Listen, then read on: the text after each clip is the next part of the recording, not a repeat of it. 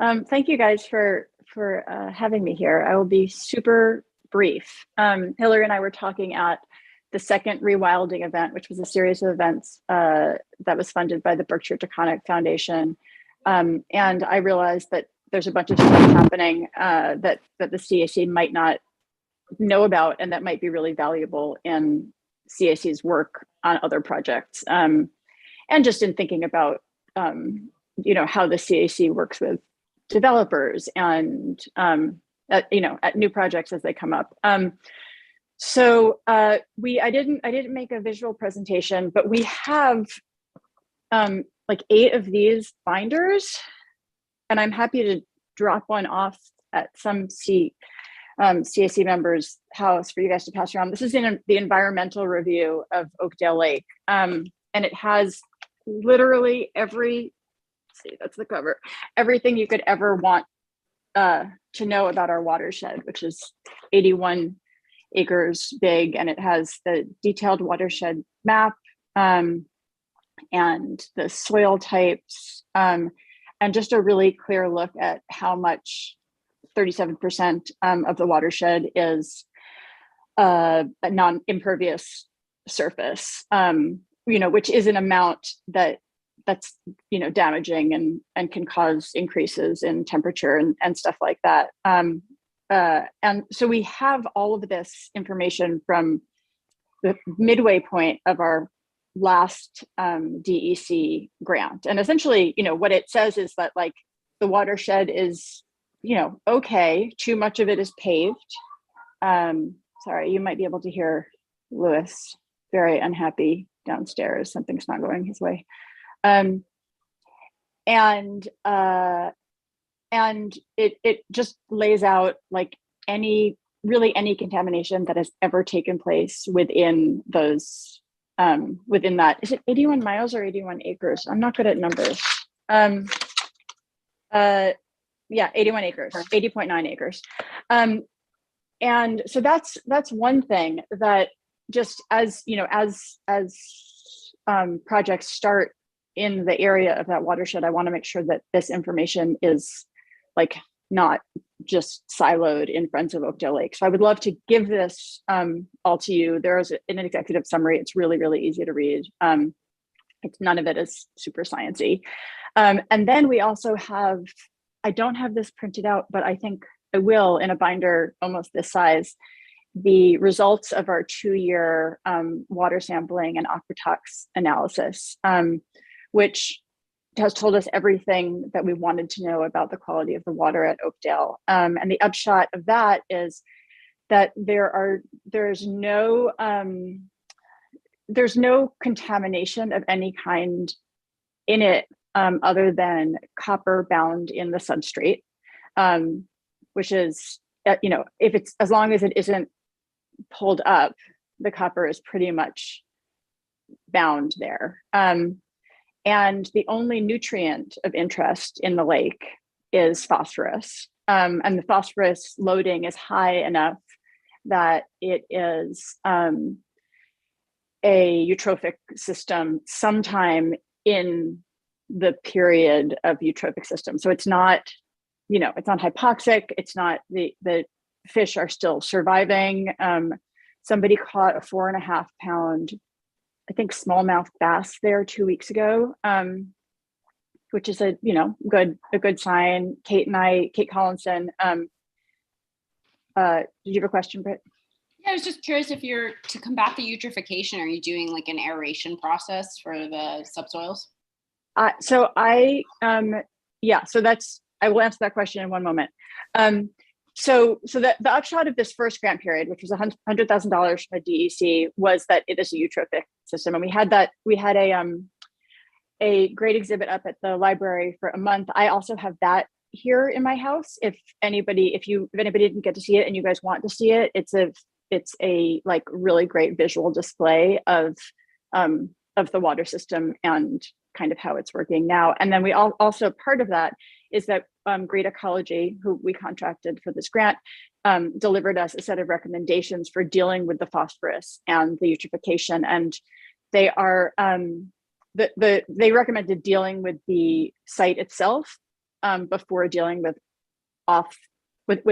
sources of input that aren't in the lake.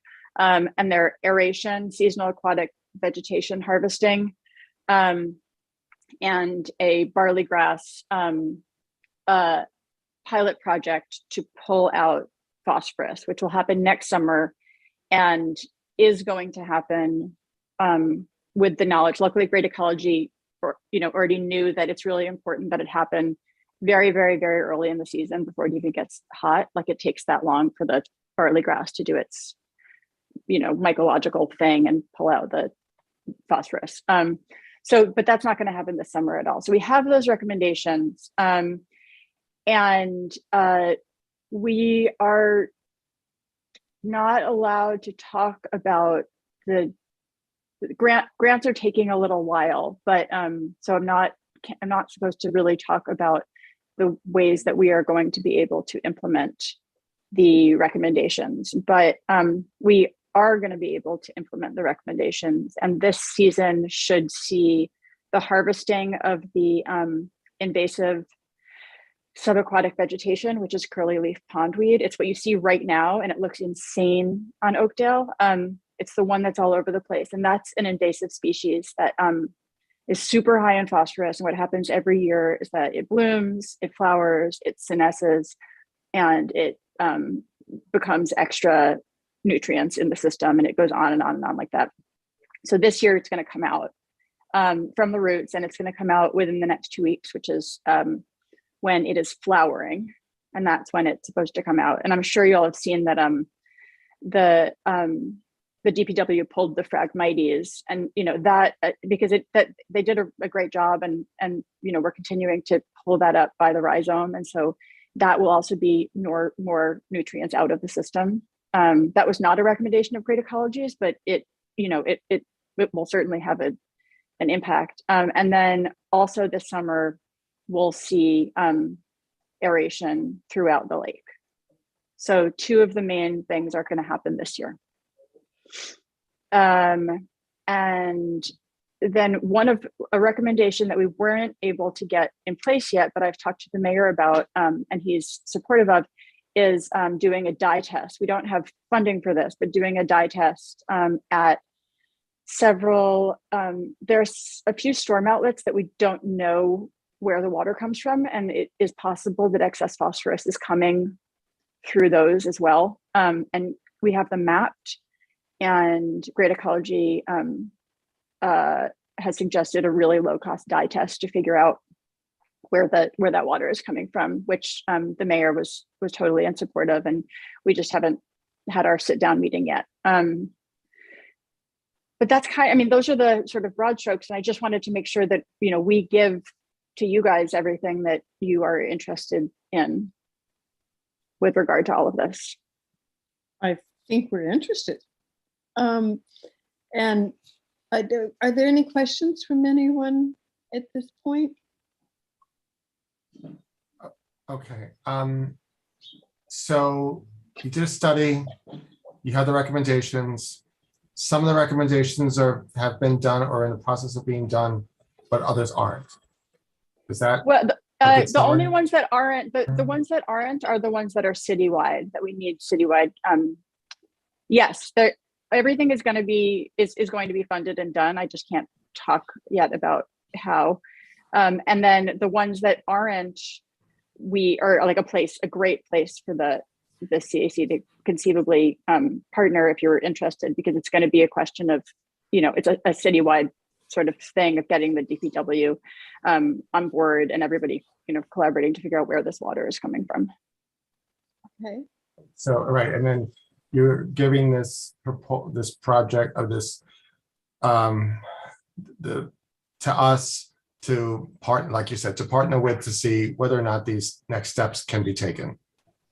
Yeah, or if I don't have a great sense of what you guys are working on, or sort of what's going on with any of the other projects. So I try to make sure that you sort of knew if there's ever a thing that's like, okay, how much of Hudson is impervious, impervious cover, and like what are the current, who's working on like bioswales or anything like that inside of this. we're not working on bioswales, but I just want to make sure that at no point do you end up like redoing this stuff. So I can at least give it to you for that 81 acre, piece of land. Britt, you wanted to ask something? I'd only share, like, I think this is awesome. And obviously the best ways to solve eutrophication or point source pollution is to deal with it at the source. And we've tried many different avenues to try and get bioswales and try and capture stormwater runoff at the source, which is primarily streetscape and sidewalk. And unfortunately, we hit a lot of roadblocks. We tried with the sidewalk committee, we've tried with like parks department. So it is a bit of an uphill battle. But this is, we've been trying. yeah, this is really good information, more concrete information about why it's so essential. I'm just curious if this is also information that would be interesting for the planning board as new projects are being built in and around neighborhoods on any side of Oakdale. And if there would be any special considerations that the planning board should be keeping in mind vis-a-vis the study and the situation there. Maybe the best thing for me to do would be to get you guys copies of these binders, unless that would be annoying. But if that would be interesting, then you could, have it and let it ricochet around in your head and see if it's interesting. Well, is there a PDF? We do like Yes. paper. Yes. I think a PDF to circulate a PDF would be great. Okay. I'll send you this one, the environmental review, and then also the final report. I should send them to you, Hillary, and you'll send them around? Yes. Okay. That would be great. And let us know when a bit of a heads up of when you're feeling like you need support now. Can I get a letter from the CAC that says this or that, or Hillary, can you join me at a meeting? Or I think that this is right up our alley. Thank you. Of course. Oh, Rich.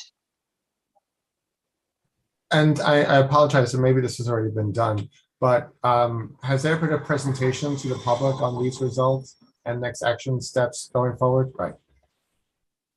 And Yeah, I mean, it's so hard right now. Yeah, it was at the library. It was at the library whenever that was, a few months ago, but Early April. early April. Yeah. But at any, like, I have these beautiful reports in digital form and would love, and Carol has posted, both all the reports and the information about the presentations and that. So like, it's been, it's been out there, but any way for it to get more out there, or I would love to, so much work has gone into it and it's really clear. So, and what was the outcome of that public meeting? I mean, did someone else, were there next action items taken from that? Or they were just us saying like, okay, we've been studying the water and like, there's been this, there was that jug bobbing that was confusing to people for a year, and like people testing water, and here's what we learned. So it was just a presentation of the findings, and the action items were, they Great Ecology delivered their recommendations, and we were able to say, we're going to put these into place. So one of these that we don't have the kind of means to put into place yet is going to be a collaboration with the DPW and the mayor's office. And the mayor was there and said, I'm totally excited to do this. And I don't know if it will need like extra funding. People say it's really cheap. I don't know what that means, but it could be a few $100s. And I need to sit down with Rob and the mayor and have that conversation and find out how much it costs, and then I can certainly let you guys know. I don't know what really cheap means on a municipal level. and I'm sorry, and who's we? Is that this committee or us, or? When I say we sit down, no, I mean Friends of Oakdale Lake, me, Piper, Caroline, Kate. Yeah, no, this is just, I mean, I'm not asking you guys for anything. I'm just making sure that, as the people that are working on this on sort of the most global scale here, I want to make sure that you know what I know, so that I'm not like sitting around with it in my house. which is great. Thank you. That is good. I remember that I wanted to go to that meeting at the library, and something happened and I couldn't go. And so thank you very much. Sure. I'll look forward to reading those. I'll send those to you. And if anybody has any more questions for me at any point, you can just send me a note. Okay, great. Thank you, guys. Yes, thank you. Have a lovely dinner. Thank Enjoy. you. Thank you. Bye. Okay, bye-bye.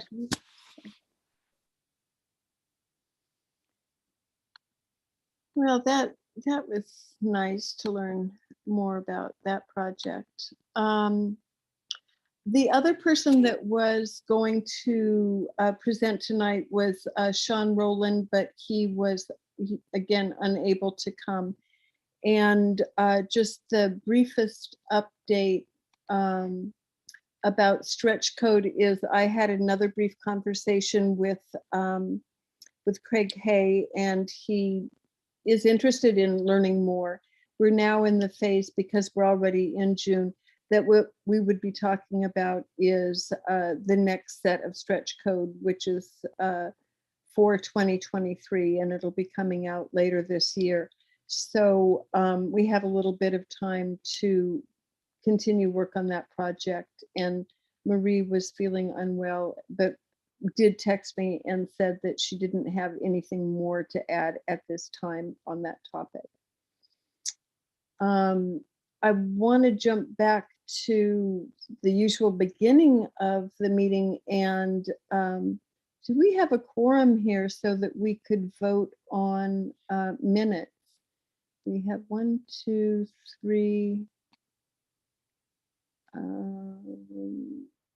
No. Oh, Nathan is here. There's 4 out of 8 of us. There's 5. There's Hillary, Britt, Rich, Marie. Oh, do I count? Okay. Marie's here, but she's just like silent and camera off. Right. Okay. Well, was everybody here in agreement with the minutes from April, from the April meeting? Can afford to live. And of course, the skills of I mentioned. I'm sorry, what was that?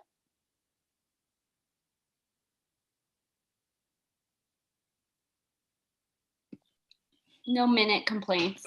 Okay, okay, good. May I have a motion to accept the minutes? I motion to accept. Okay. Rich? Nathan seconds it. Okay, all in favor? Yes. Yes. Aye. Aye. Thank you, Marie. Okay, good. And then what about the May minutes? Are we all feeling that got a chance to read them and feel that they're acceptable? Yes, they're fine. May I have a motion? Motion to accept the minutes. Okay. Nathan, come on. Yeah, sorry. I was muted. Okay. Game. And everybody in agreement? Aye. Aye. Aye. Okay, good. Thank you. That part of business is taken care of. Let's see. Climate Smart status report.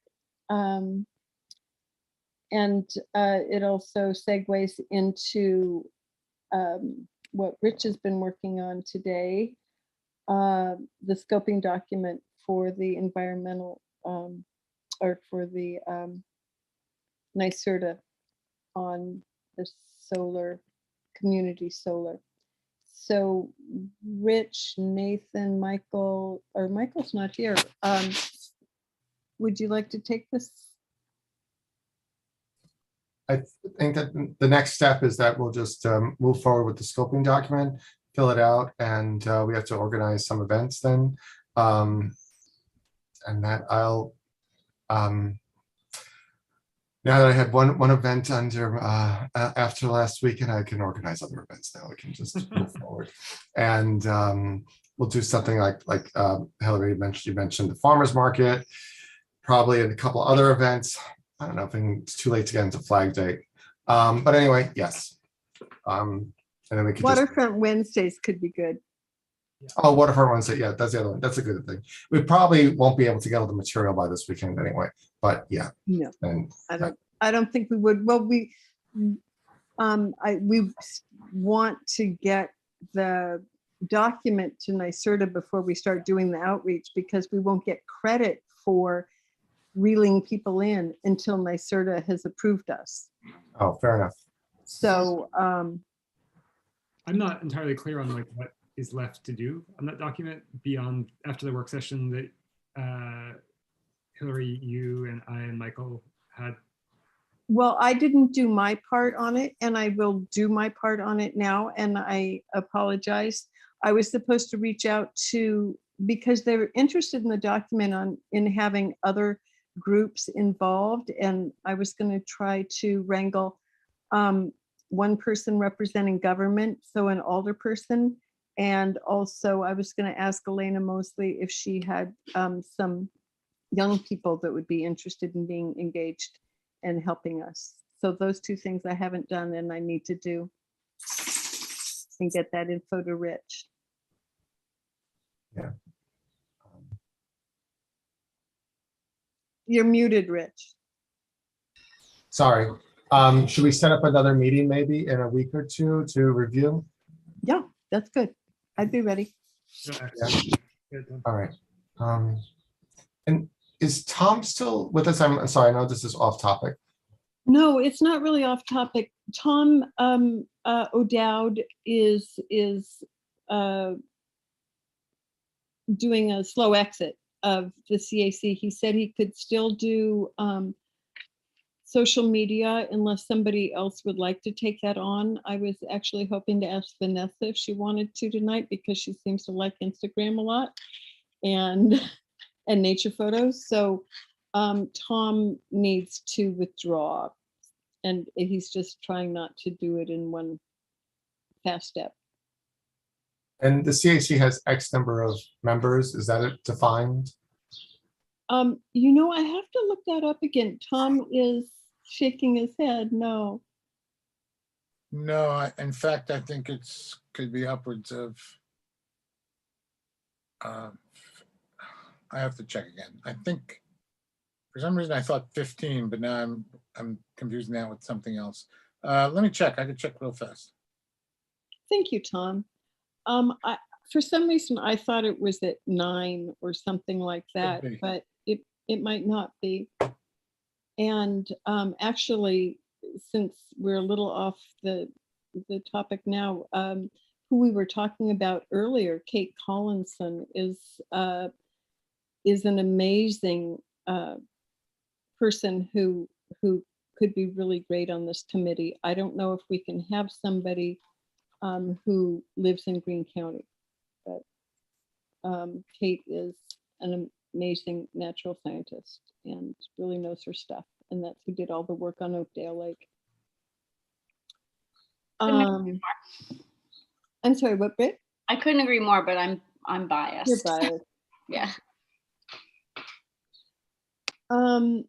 So are we sort of finished with the topic of the scoping document and what's going on with climate smart communities right now? I think so. Yes, I'll set up another meeting in about a week or so, and we'll go over just like a list of tasks and what has to get done. Okay, great. Thanks. And I'll try to get my homework done in time.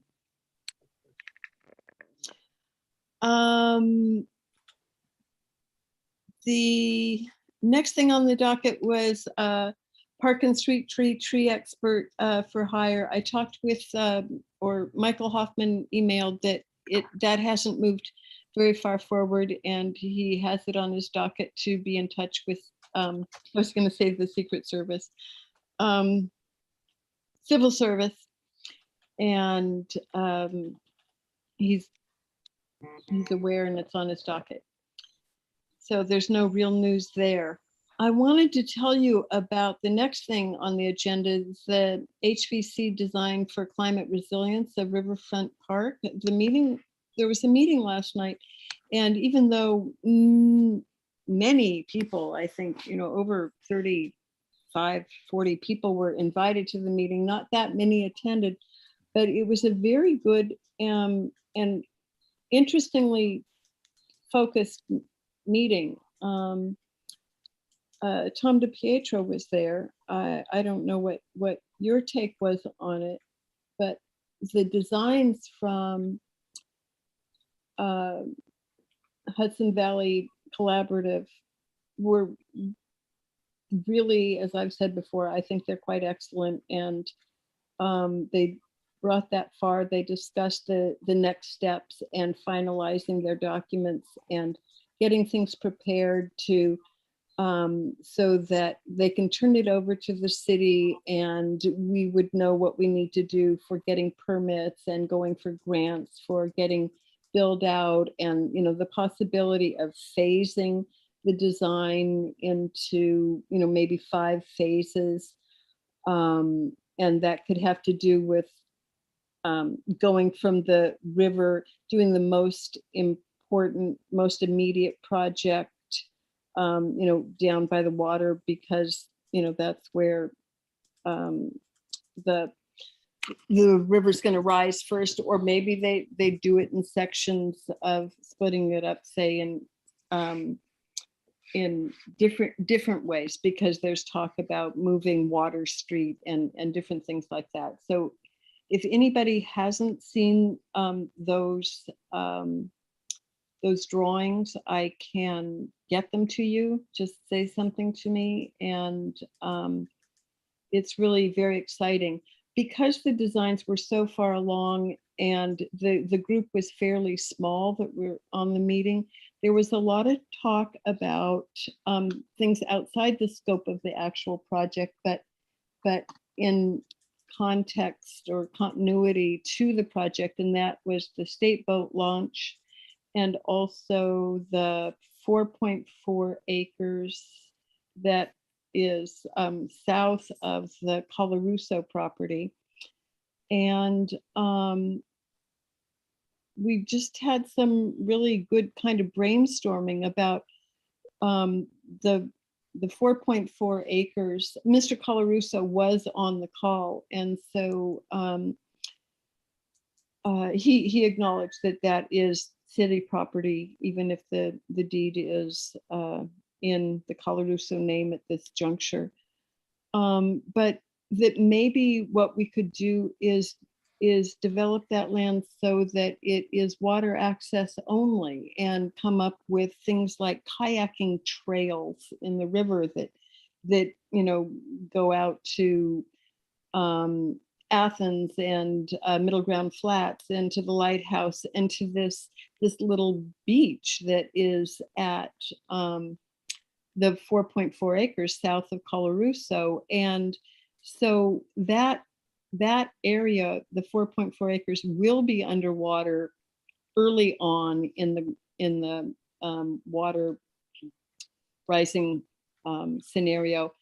And so not a lot of investment, people wouldn't want to invest a lot of money in it, but one could make it a beach that is safe for small craft to land and to tie up and to enjoy the acreage there and have picnics. And it could even be a great place for science classes from the high school to go and do invasive species removal and aquatic planting and things like that. So that was a very interesting conversation. And about the state boat launch, I want to talk to Tom and the mayor and see how the council is feeling and how City Hall is feeling about trying to reopen the state boat launch discussion with the state, because Mr. Colarusso said that his company was hired to do the changes that were done to the Coxsackie boat launch in the same program, and they just finished it. And he said there wasn't consideration of global warming and waters rising. And Paul Colarusso thought that it would be a good idea to try and open up the discussion before the plans get set in stone. So that's a thought. Tom? Yeah, in answer to your earlier questions, the city charter, Article 33 defines all the issues, no less than 5 and no more than 9 members. And in the past, there have been members who are not residents of Hudson. There's nothing here that says they have to be. It does say, by the way, that the council president shall annually appoint a chairperson. Oh, who are you going to pick? I don't know. It's a tough decision. Interestingly, by the way, matters to be referred to the council. Well, we'll talk about that another time. Check out number C33-5. It's an interesting definition. Apparently, we're supposed to refer matters that we would like you to opine on, not the other way around. But that's, Please do. Really? Yeah. Really? That's Okay.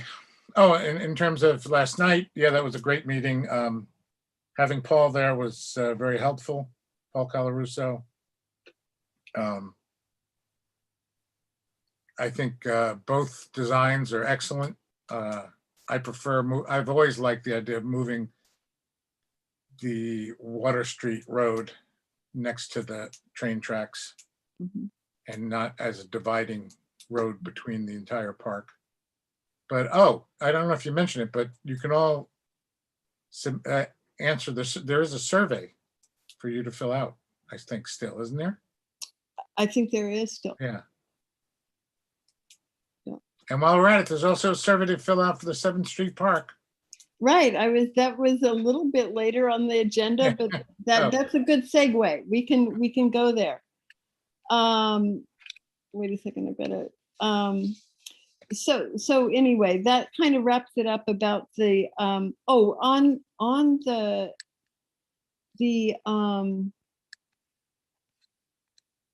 the Hudson Valley Collaborative Park Design. They are going to have another public meeting. It is going to be at a Waterfront Wednesday, the 27th of July, and there will be a couple of different environmental initiatives at that Waterfront Wednesday. So that's a next big public meeting about that. I thought that Vanessa would be here tonight and could tell us about the Oakdale rewilding. The project has gone very well. I wasn't there for the invasive species, but was there for planting. And that is moving right along. And apparently today they had a lot of high school students there. Actually, middle school. Middle school? Yeah. Sweet. And the Hudson Youth Department was supervising. Right. And provided lunch. So that's going well. Let's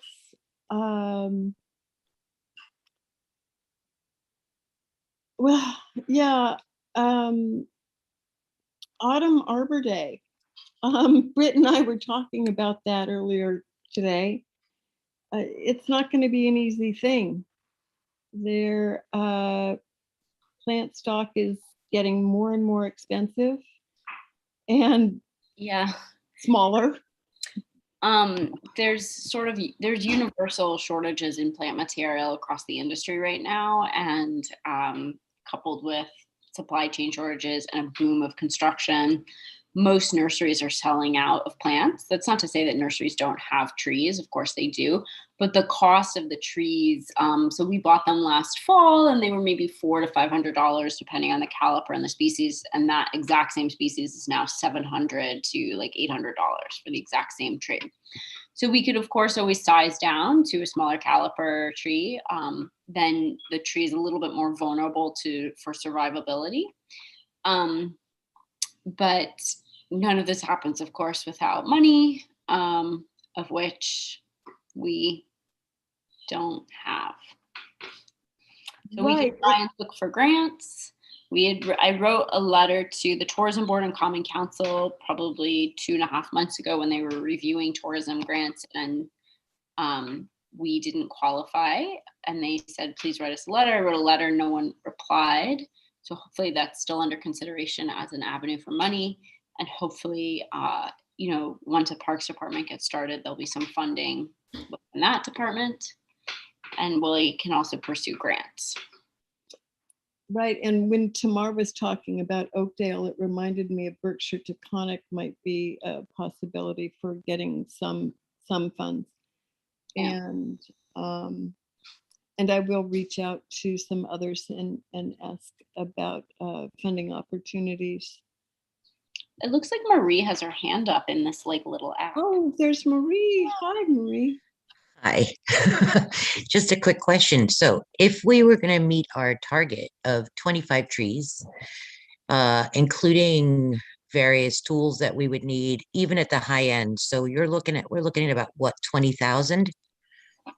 Yeah, I think that's realistic, honestly, because last year we did 5 trees for about 5,000. So it could be a little bit more even. So a quick follow-up to that is, I know I hate to put the council on the spot for this, but I'm wondering, since we never had a budget before, I think that we should probably include something like 20,000 for at least next year's Arbor Day, but that has to be our goal, correct? For this year, certainly. Right. Yeah, I think we had discussed about, putting the tree budget in front of the BEA. I'm sorry, in front of the, oh, okay, all right. Right, and when is that budget due, Tom? So if you could submit that around September or August, I'll let you know. Okay. So if we had like a detailed budget or proposal, or what do you need? A detailed budget, yeah, helps. I think Heather could help you, or Tracy actually be better to help you with design one, come up with the lines and all that stuff.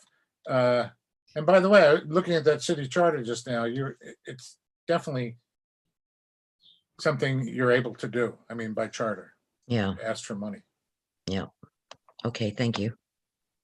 In your experience on the budget review process, has DPW requested funding for trees and plantings and it gets cut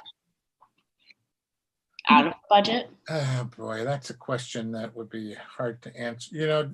DPW budget is very difficult to read. Because it's complicated or because it's okay. And I don't recall ever seeing a line saying for trees, but I mean, there are other categories that may cover trees, but I've never, I don't recall ever hearing this line includes trees. Right, especially planting trees. Yeah. I'll send an email to Tracy right now to, get the format, and we can maybe put it on the agenda for next month, Hillary. That would be August. Yeah. To Great. say these are our budget requirements, so we could have it in by September. Yes, great. I'm writing that down. Yeah, I just want to jump in and just say, because I think if our goal, I mean, we have made a decision, I think it might be even a good idea to bring that recommendation of 25 trees that was suggested through the tree inventory to the council as a commitment and to include it in the city budget, because otherwise every year we're endlessly not going to be able to meet or challenged to meet our goal of 25 trees. So anyway, that's just a quick thought. Well, and this is how it works. The squeaky wheel gets oiled. So if we're going to go out there and promote, we're doing these events to do other things, then we need to promote that we're putting 25 trees into the budget, and make sure that all of our alders are on board with that. And the BEA, Tom, Become a lobbying group. Heather, and Kamal. I'm here. That's one of 3 votes. You only need one more. got it. Okay.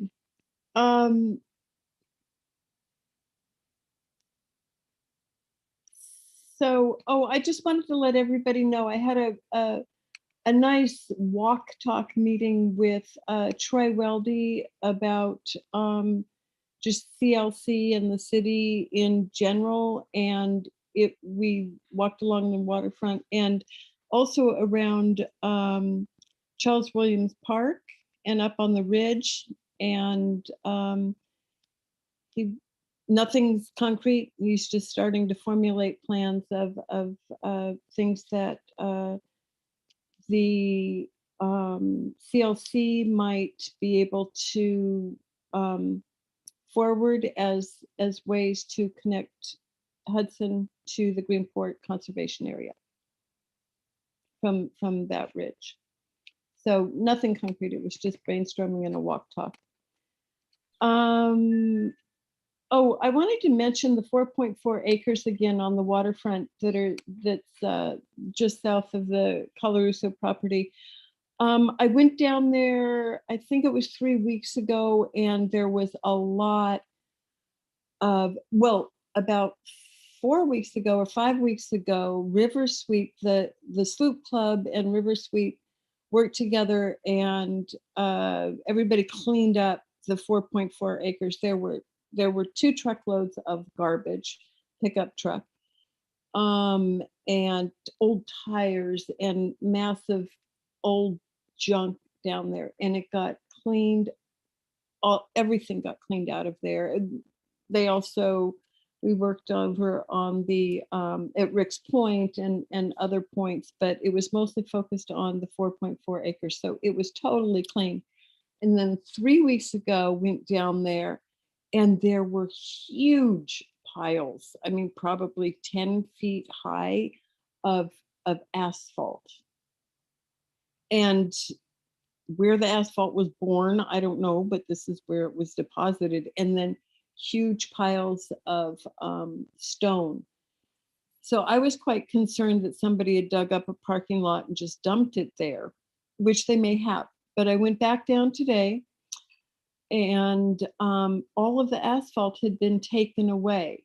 It seems that Amtrak is using the entrance to the 4.4 acres from the, it is on the city property, it seems, when I look at the lines, but they're using it as a staging area. They seem to be probably raising the railroad bed a bit, and they had to rip out asphalt from somewhere, but they have also carted that away. They brought in a lot of different building materials. And so it does seem right now like it's just being used for staging for their own maintenance, and it doesn't seem as worrisome. But I'm gonna keep an eye on that, because it was just because it is a different use of that property than one would expect. So just wanted to let everybody know that. I was going to tell you about another tree planting. It happened 2 weeks ago in front of Isan Star restaurant. It was something that Isan Star restaurant is rebuilding at the old site of Bagel Time. They rebuilt a beautiful place. They didn't have a sidewalk when we were putting in trees. We asked them to leave a space for a tree, and we had some money left over in the budget from last year's Arbor Day. We got a tree. We got it planted. It's in there.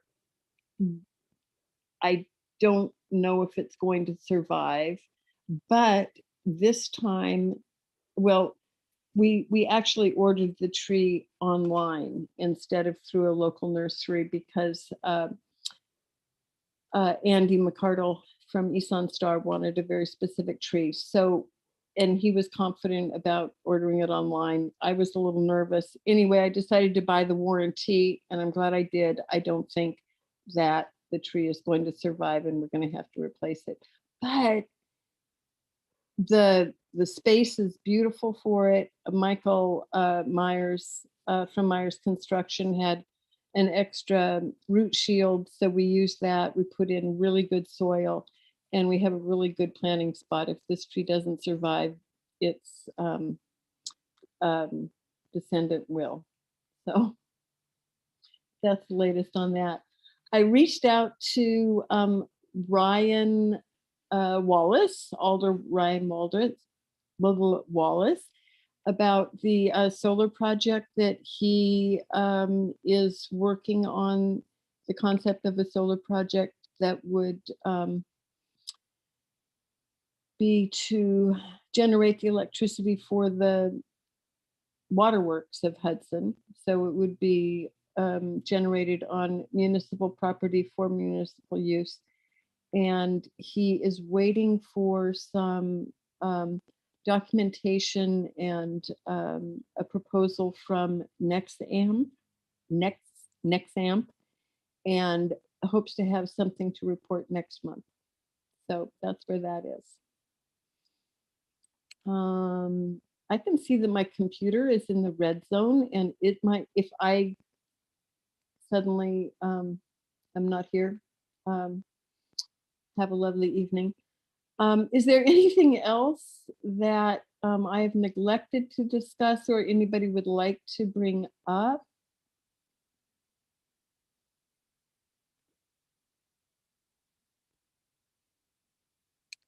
And if not, would there be any recommendations, like recommending adjourning the meeting? Or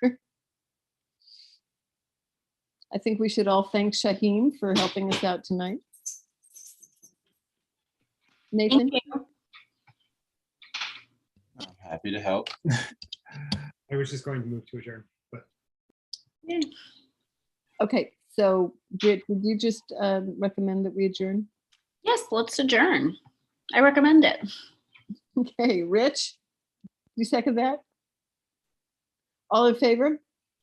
Aye. I. Okay. Thank you, everybody.